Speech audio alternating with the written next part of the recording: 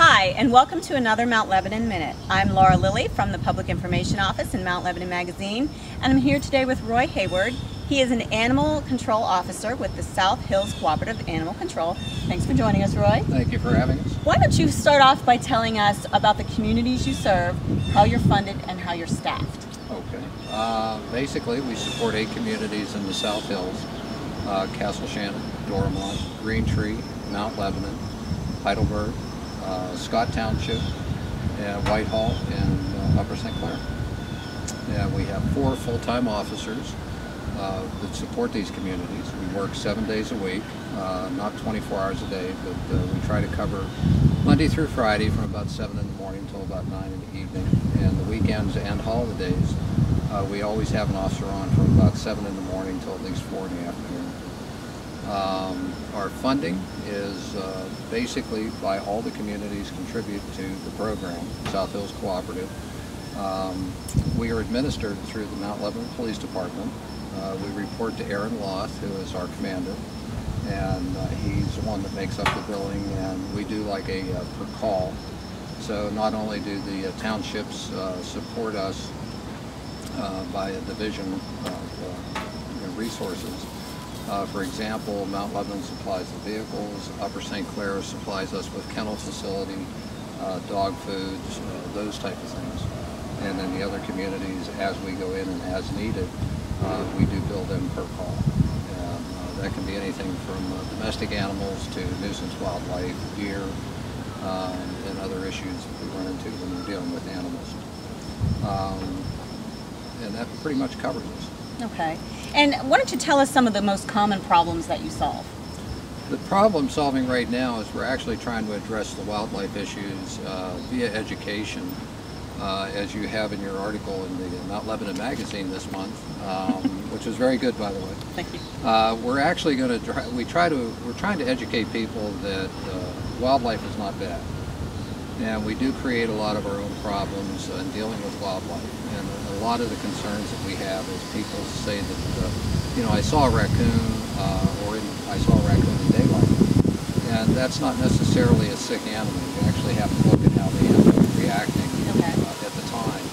So education right now is a broad base, and like I mentioned, in your magazine, the Mount Lebanon Magazine, we're trying to get to the point where we want to bring different problems, raccoons, groundhogs, that type, and bring that to the public's attention that they're not necessarily bad.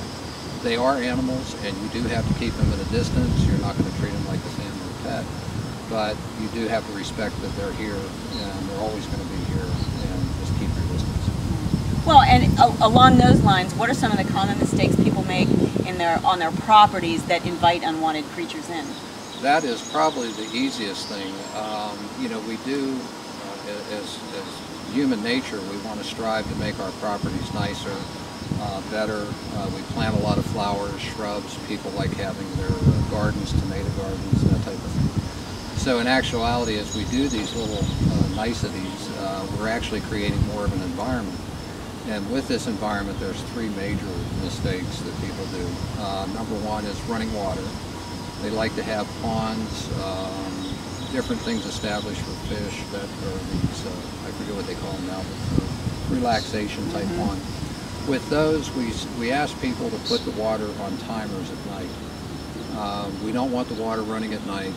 Running water is an attractant, especially to raccoons, and we just have thousands of raccoons in this area. And if you put the water on a timer and shut it down between 9 and 10 o'clock at night, and then have the water come back on about 5 or 6 in the morning, we're not going to get a lot of muddy water from the sun, that type of thing, and it also keeps the raccoons away. The second big one is garbage.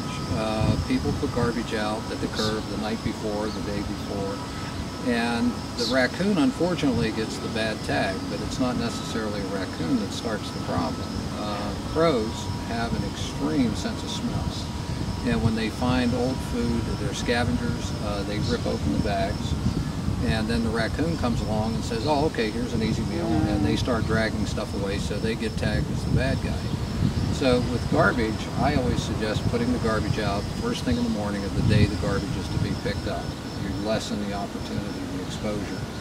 Another problem that you can do is, to resolve is to put ammonia. The ammonia works for a period. Basically what you want to do is just break the cycle of them coming to your residence all the time. And this time of year you have a mother with pups and she's training them to come to your house because you're such a good cook or whatever. And basically now you've got 5 more problems. So we ask you to try to curb that. And the other thing is recycle bins. Rinse out your pop containers and your beer containers.